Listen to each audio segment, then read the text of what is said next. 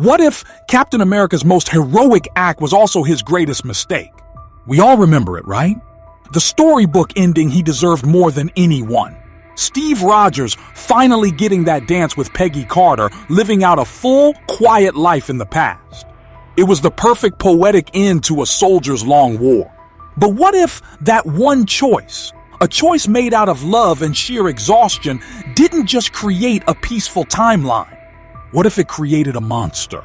What if, by finding his own peace, Steve Rogers left a power vacuum in our universe so deep, so absolute, that only a tyrant could fill it?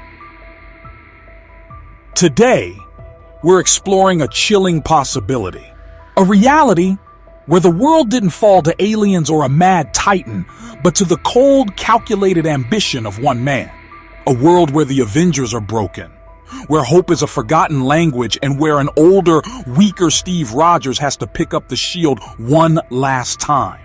This is the story of how that quiet dance in the 1940s leads to a final, desperate battle against a terrifying Dr. Doom, a villain Captain America might have accidentally created. This is the ultimate showdown of unbreakable will versus unstoppable power. But the question is, can a man, even a good man with a shield, really defeat a sorcerer king who has already won?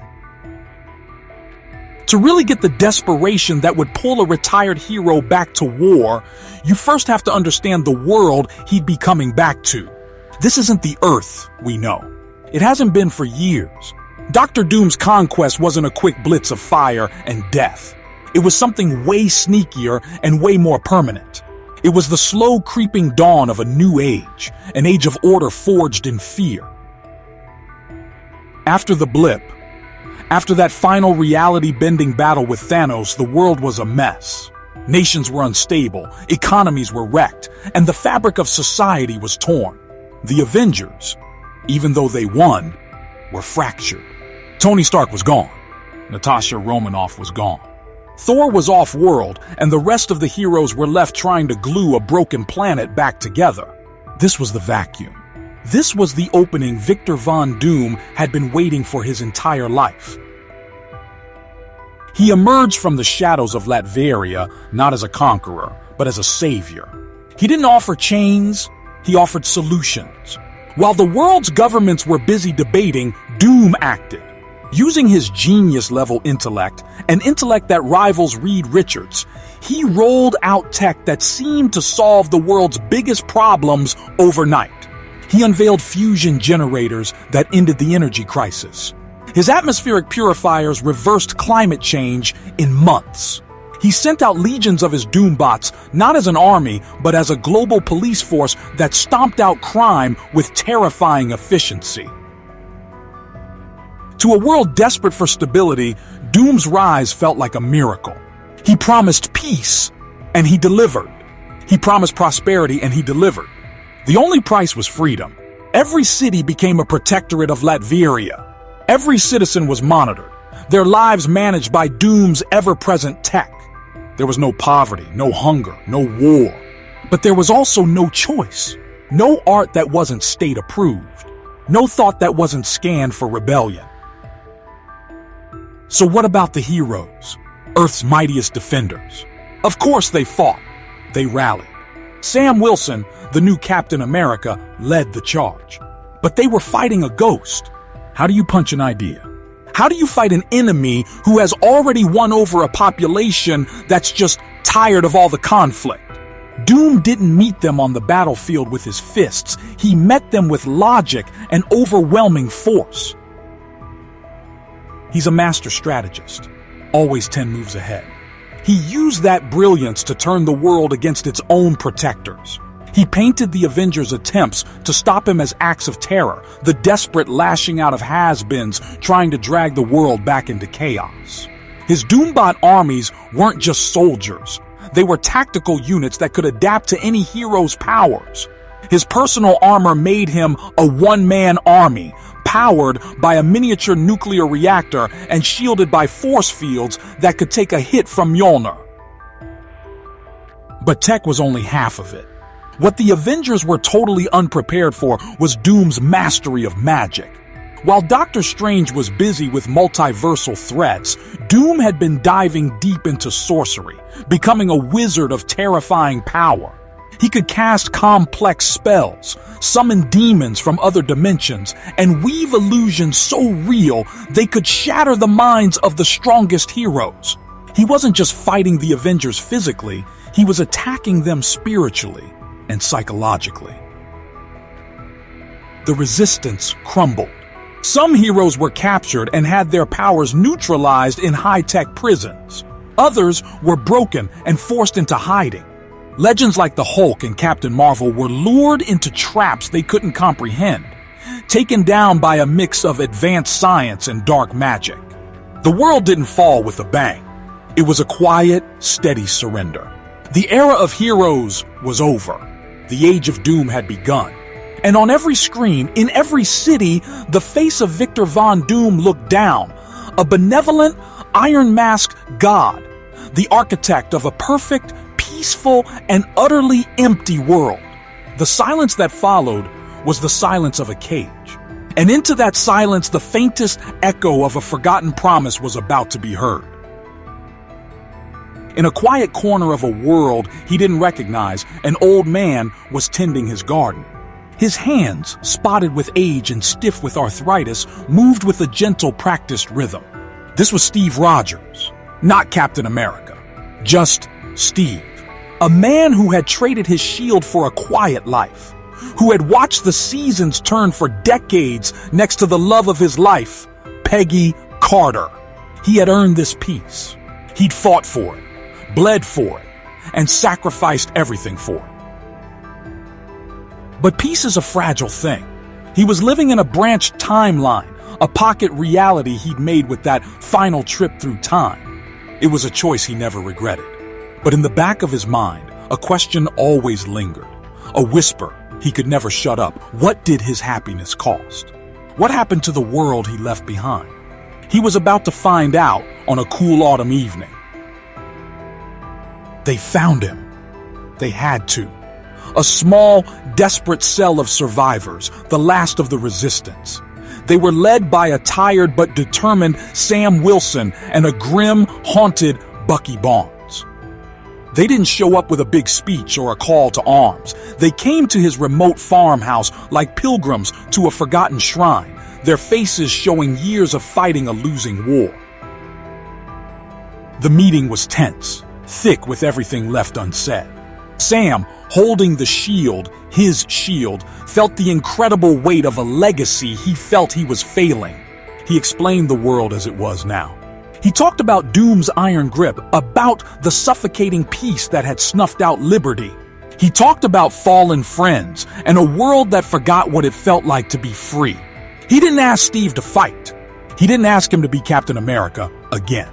He asked for something harder. He asked for hope. For Steve, it was a soul-crushing moment. Every part of his old, frail body screamed to answer the call. The soldier inside him, the kid from Brooklyn who never ran from a fight, was waking up. But another part of him, the man who held Peggy's hand as she passed away, the man who lived a full life, just felt so tired. He'd done his part, hadn't he? This was the moment the what-if from the beginning crashes into reality. Could it be true? Did his choice, his one selfish act, leave the door wide open for Doom? He returned the Infinity Stone, sure, but he still broke the rules. He made a new branch. Maybe his absence, the absence of Captain America's moral compass when the world was at its most vulnerable, was the one thing that allowed Doom's ideas to take hold. Maybe his perfect ending wrote a tragic beginning for everyone else. It was a devastating thought, a weight so much heavier than the shield. Bucky, who knew him longer than anyone, saw the war in his old friend's eyes. He stepped forward. "We're not asking you to win the war, Steve," he said, his voice raspy. "We're just asking you to remind us why we fight." That was it. That was the turning point. It wasn't about strength or serum or powers anymore. It was about an idea. The idea of Captain America. An idea that had to be bigger than the man. Looking at the shield in Sam's hands, Steve Rogers made his choice. The gardener was gone. The old man was gone. The soldier was back. He knew he couldn't throw the shield like he used to. He couldn't run for miles or trade punches with supervillains. His body was a relic. But his mind, his tactical genius, his unbreakable will, time hadn't dulled those weapons. In fact, a lifetime of experience had only made them sharper. He wouldn't be the super soldier. He would be the commander, the strategist, the symbol.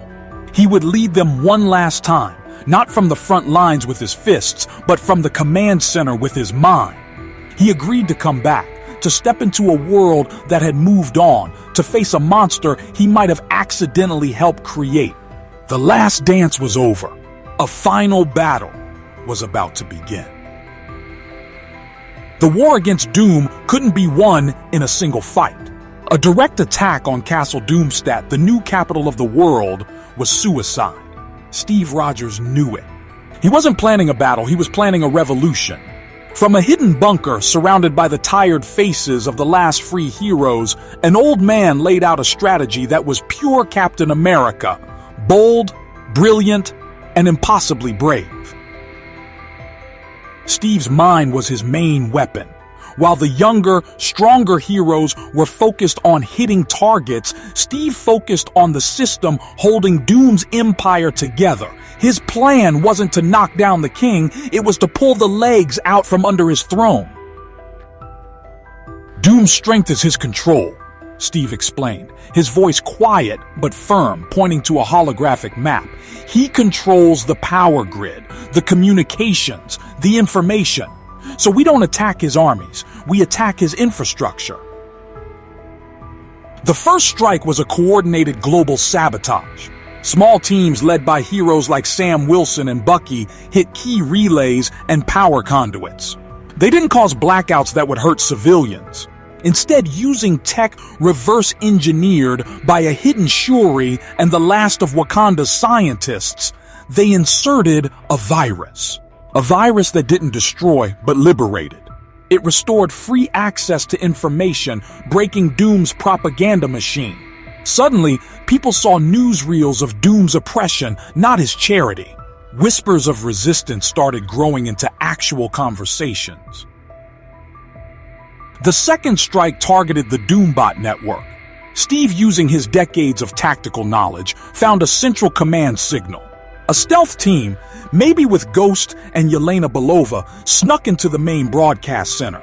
They couldn't shut it down, but they could upload a flaw into the targeting protocols. The Doombots were still active, but their ruthless efficiency was now shot. They started to hesitate, their ability to tell a threat from a civilian now blurred. The illusion of perfect, automated order started to crack. The third and riskiest strike was against Doom's magic. With help from Wong, who'd been fighting a losing magical war against Doom for years, Steve pinpointed the arcane artifacts Doom used to boost his spells. These weren't big temples. They were cleverly disguised objects placed at magical hotspots around the world. The heroes went on a series of high-risk missions to plant devices that would subtly weaken Doom's magical grip on the world. For a minute, it looked like it was working. The tide was turning. Hope was a real thing again. But they made one huge miscalculation. They underestimated Victor Von Doom's ego. Dr. Doom isn't just a strategist, he's a genius. He saw Steve's plan not as a military move, but as a personal insult. It was an elegant plan, and he almost respected it for that. But it was also a challenge to his absolute rule, and for that, it had to be crushed. Doom's counterattack was terrifyingly precise and cruel. He didn't just counter Steve's moves, he turned them against him. He let the information virus spread, then piggybacked on it with a psychic pulse of his own. A wave of pure, manufactured despair that preyed on every person's deepest fears, making them beg for his suffocating order to return. He used the flaw in the Doombot network to his advantage. He let a team of heroes get cornered by the glitching bots, only to teleport right into the middle of them. There, he showed them the real difference in their power levels. He took them apart effortlessly, not with an army, but with his own 2 hands. The message was clear: he didn't need his machines. And the attack on his magic. That was Doom's masterpiece of psychological warfare. He found Steve's hidden command center, but he didn't attack it. Instead, he reached out with his sorcery. He didn't send demons, he sent memories. He trapped Steve in a waking nightmare, a perfect illusion of the life he could have had. A world where he and Peggy raised a family and grew old together in peace. He forced Steve to feel it, to live it, and then ripped it all away, leaving him with the crushing reality of his choice. This, Doom's voice echoed in his mind, is the world you sacrificed for nothing. Your idealism is a disease, Rogers. I am the cure. Doom then moved to isolate Steve completely, picking off the remaining heroes one by one until only a handful were left. He had dissected Steve's strategy, turned it inside out, and was now tightening the noose. The grand campaign was over. There was only one move left. The final showdown was unavoidable. It happened in the heart of his power, the throne room of Castle Doomsday. It was a massive space of black steel and glowing circuits, a cathedral built to science and magic, and on a throne of polished obsidian sat Victor Von Doom. Steve Rogers walked in alone, old, tired, but unbroken. He wore a simple tactical suit, and he held the shield, a gift from Sam, a final symbol of the legacy he was there to defend. "You have come to die, old man!" Doom's voice boomed, metallic and echoing. He rose from his throne, looking less like a man in a suit and more like a monument of raw power. "I came to talk," Steve said, his voice steady. Doom laughed, a harsh, grating sound. "We are long past words." The battle that followed wasn't a contest of equals. It was a test of Steve's stubborn refusal to give up. Doom unleashed a storm of energy blasts, and Steve, with reflexes slowed by age, weathered it, the vibranium shield absorbing every hit. He was always on the defensive, the impacts jarring his old bones, but he didn't back down. Doom, getting impatient, switched to sorcery. The floor warped and tendrils of dark energy lashed out at Steve. Demonic ghosts swirled around him, whispering his deepest failures in his ear. But Steve's will, his greatest weapon, held strong. He'd already faced his own demons in Doom's illusion. These ghosts were nothing. "Your strength is an illusion, Doom," Steve gasped, staggering back. "Your armor, your magic, it's all just a wall you built to hide the scared little man inside." That hit a nerve. Doom's attack grew fiercer. He closed the distance, his gauntlet striking the shield with the force of a freight train, sending Steve flying. The shield clattered away. Steve was defenseless, struggling to get up. Doom stood over him, a hand crackling with energy. "It is over. Acknowledge that my way is superior, and I will grant you a merciful end." This was it, the moment of truth. Steve couldn't win with force. He had to win with his spirit. Pushing himself to his knees, he looked up at the impassive iron mask. "You've built a world without freedom, Victor. You call it peace, but it's a prison. You think you've won because no one dares to fight you.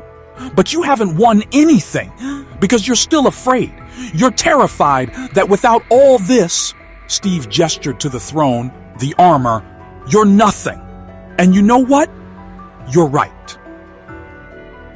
Then he did the last thing Doom expected. He stopped fighting. He got to his feet, not as a fighter, but as a man. "Go on," Steve said, his voice ringing with a moral clarity that cut through all the tech and magic. "Strike me down, and you'll prove me right. You'll prove that your new world can't handle one old man who refuses to be afraid of you.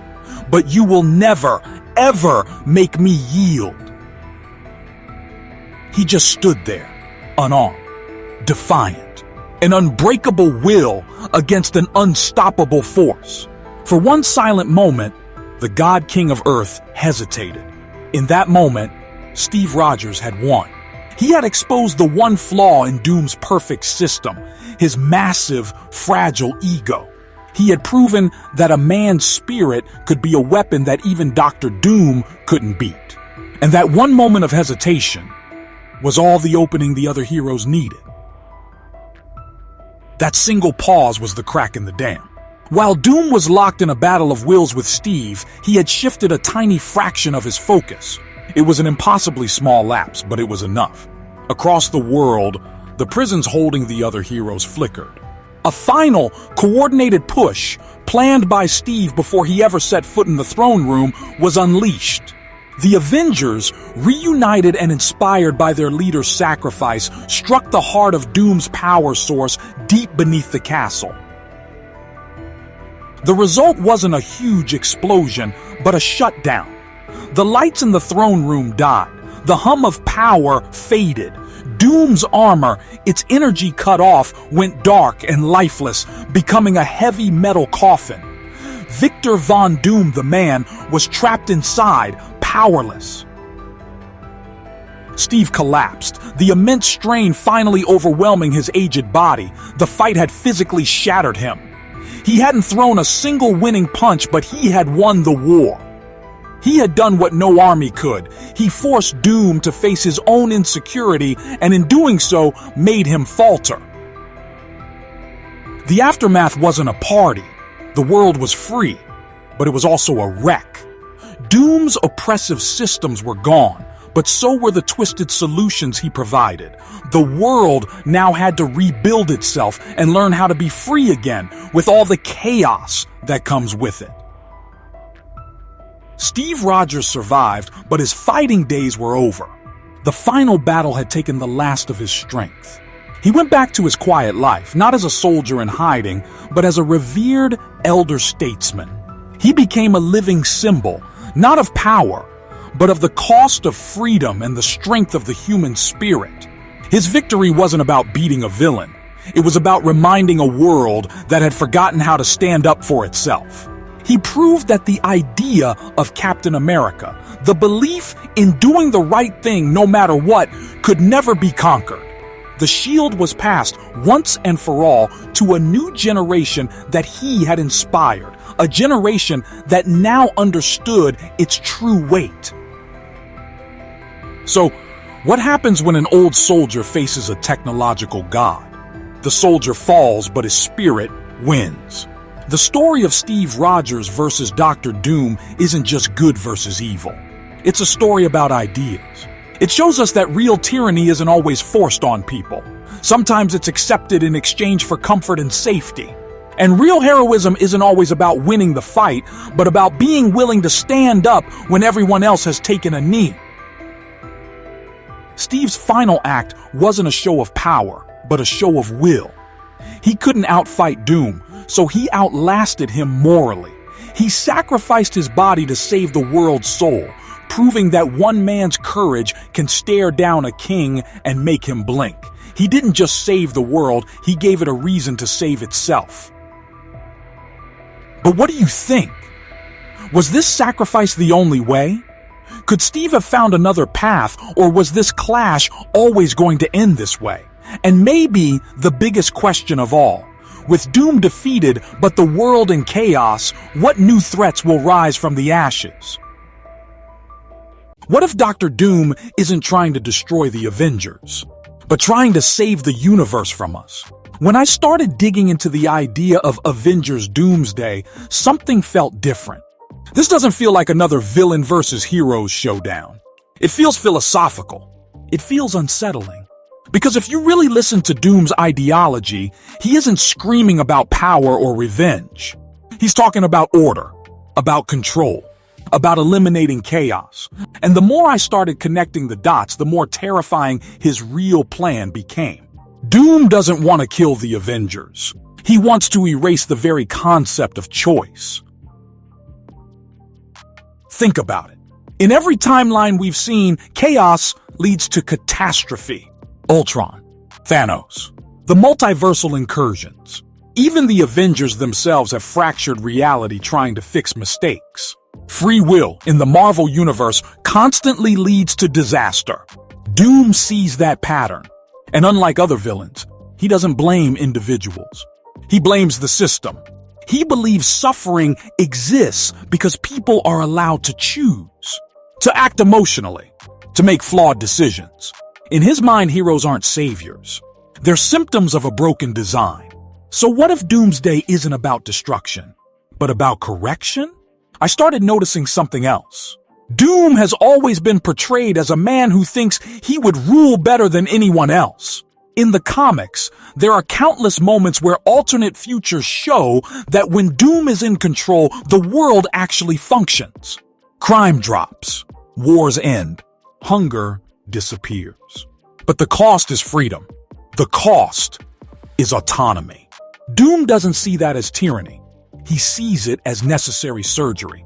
If chaos is a disease, then free will is the infection, and he is the cure. Now imagine this scale to the multiverse. After the events of Loki and the collapse of the sacred timeline, the multiverse became unstable. Branches grow infinitely. Realities collide. Incursions threaten existence itself. Doom would look at that and see proof that unlimited choice equals annihilation. Every branch represents a decision. Every decision creates a new world. And every new world increases instability. From Doom's perspective, the multiverse isn't beautiful. It's a ticking bomb. This is where the real plan begins. Doom doesn't want to conquer one universe. He wants to merge every reality into a single perfect timeline. A universe where every event is predetermined. No branching. No alternate versions. No chaos. One world. One outcome. One ruler. And here's the chilling part. In his mind, this isn't selfish. It's mercy. If there's only one path, there's no war between possibilities. No tragic alternate futures. No infinite suffering repeated across realities. When I think about the Avengers in this context, they stop being heroes in Doom's eyes. They become failed experiments. Every time they interfere, reality fractures further. The time heist created branches. Wanda tore open dimensions chasing her children. Strange tampered with spells and caused multiversal collapse. Even Tony Stark, in trying to save half the universe, altered the natural flow of existence. Doom sees a pattern. He sees powerful individuals constantly reshaping reality based on emotion. To him, that's unacceptable. And this is why I believe Avengers Doomsday won't be about physical domination. It will be about ideological warfare. Doom won't just fight them with armor and sorcery. He'll challenge their core belief in freedom. He'll show them universes where their choices led to extinction. He'll reveal timelines where his rule prevented catastrophe. Imagine an entire sequence where the Avengers witness worlds saved under Doom's iron control. Cities thriving. No invasions. No cosmic threats. Just order. That's where the moral conflict becomes devastating. Because what if he's right? What if chaos truly is the root of suffering? We romanticize free will. We celebrate choice. But in the Marvel universe, choice repeatedly triggers apocalypse-level events. Doom isn't creating destruction. He's responding to it. And I think the film will slowly reveal that his plan has already begun. Incursions might not just be natural consequences. They could be calculated collapses orchestrated by Doom to force universes into merging. Picture this. Doom has mastered a way to control the multiversal collapse. Instead of allowing random incursions, he guides them. He selects which realities survive the merge. He eliminates unstable branches. He's pruning the multiverse the way the TVA once did, but on a cosmic scale. The sacred timeline was a cage. Doom's perfect timeline would be a prison with velvet walls. No one would even realize they're trapped. And here's where it gets darker. In a single controlled universe, there can't be variants. That means no alternate Dooms, no alternate heroes, only one version of every being. If someone threatens order, they don't get defeated. They get erased before they're born. Doom wouldn't need to rule through fear. The system itself would prevent rebellion. Every life would unfold exactly as designed. Peaceful, predictable, controlled. When I break this down, I see the Avengers standing for something abstract, uncertainty. They fight for the right to fail, the right to make mistakes, the right to choose even if that choice destroys worlds. Doom stands for inevitability, for a destiny written in stone. The climax of Doomsday might not be a battle of explosions. It could be a battle over whether existence should be messy or manufactured. And imagine the final revelation. Doom might show them that in every single timeline where free will reigns, extinction eventually occurs. Maybe not immediately, maybe centuries later. But chaos compounds. Conflict multiplies. Someone somewhere always makes a catastrophic decision. His perfect timeline would eliminate that possibility entirely. Eternal stability, eternal survival, at the cost of humanity's soul. This is why I think the Avengers won't defeat Doom by overpowering him. They'll have to prove that imperfection is worth the risk, that suffering doesn't invalidate freedom. That meaning only exists because outcomes aren't guaranteed. If everything is predetermined, heroism becomes obsolete. Sacrifice loses value. Love becomes scripted. Doom wants to eliminate tragedy, but in doing so, he erases triumph. And that's the true horror of his plan. It's logical. It's efficient. It's almost compassionate. But it strips away the very chaos that makes life human. Avengers. Doomsday, I believe, will force us to question whether safety is more important than freedom. Whether a flawless world is worth living in if no one truly chooses anything.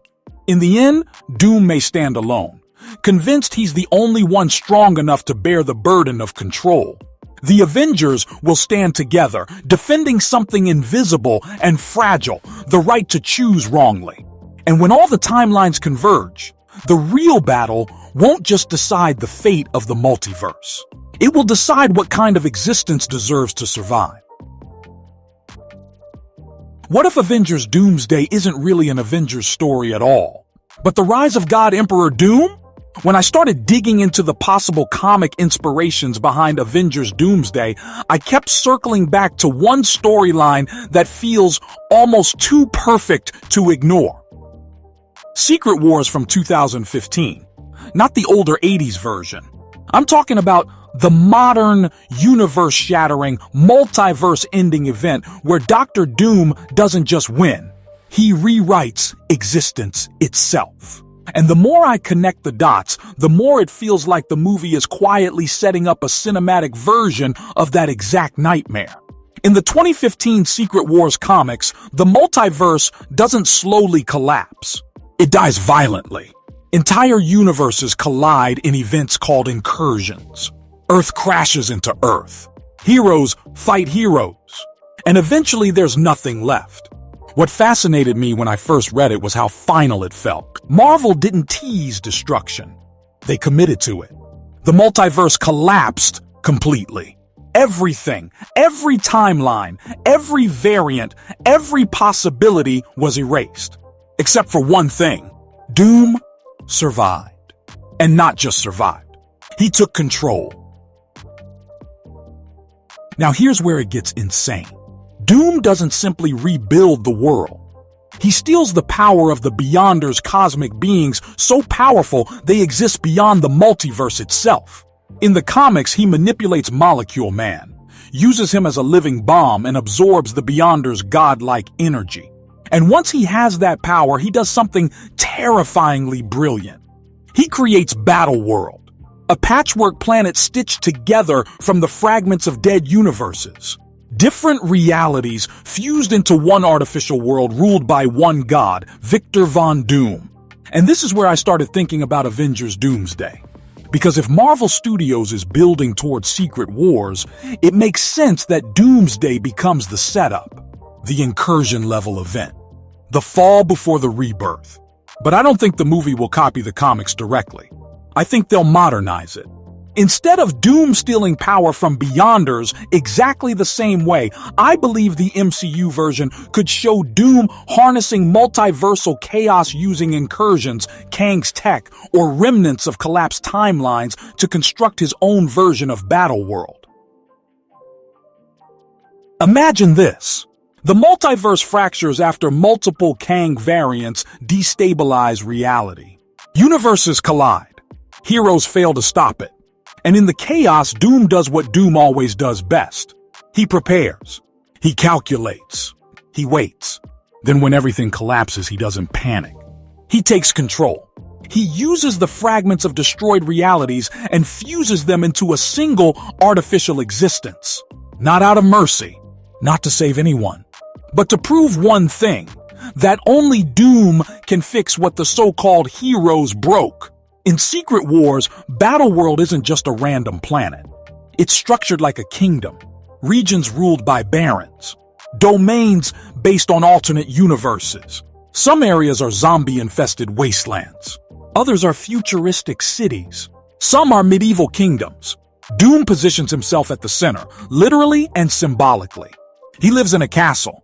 He has a throne. He is worshipped as a god. And the most disturbing part, most people don't even remember that reality was different before. That memory loss is key. And this is where I think Avengers Doomsday could become psychologically terrifying. What if Doom's artificial reality isn't obviously broken? What if it feels stable? Peaceful?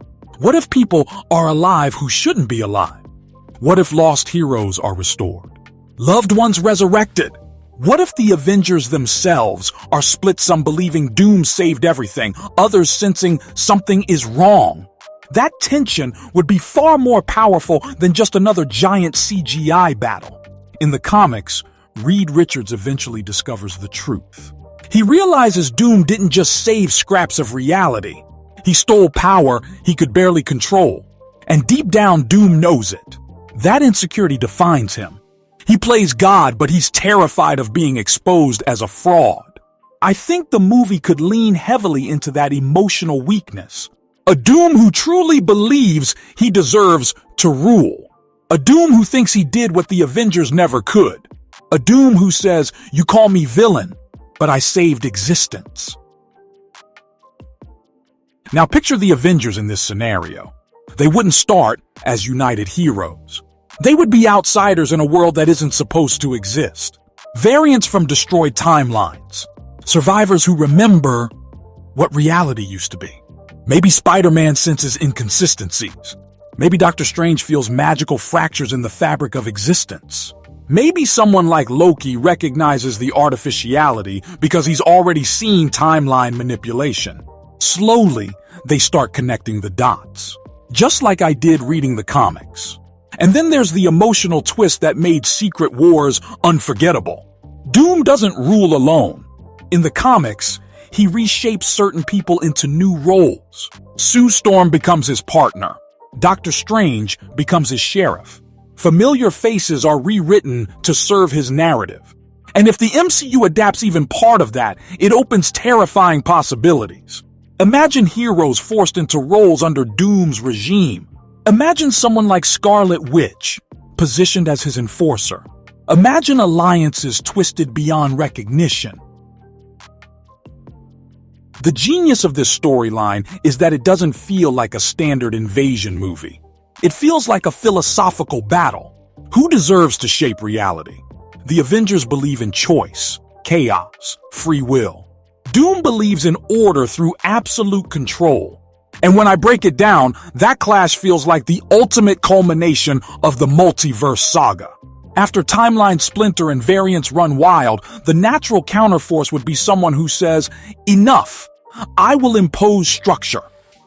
And let's not ignore the title, Doomsday. That word implies finality. It implies collapse before rebirth. In Secret Wars, the old Marvel universe literally ends, and from its ashes a new continuity emerges. If Avengers Doomsday is setting up Secret Wars, then it might not end with a clean victory. It might end with defeat, with the Avengers failing to stop incursions, with Doom ascending, with reality reshaped before their eyes.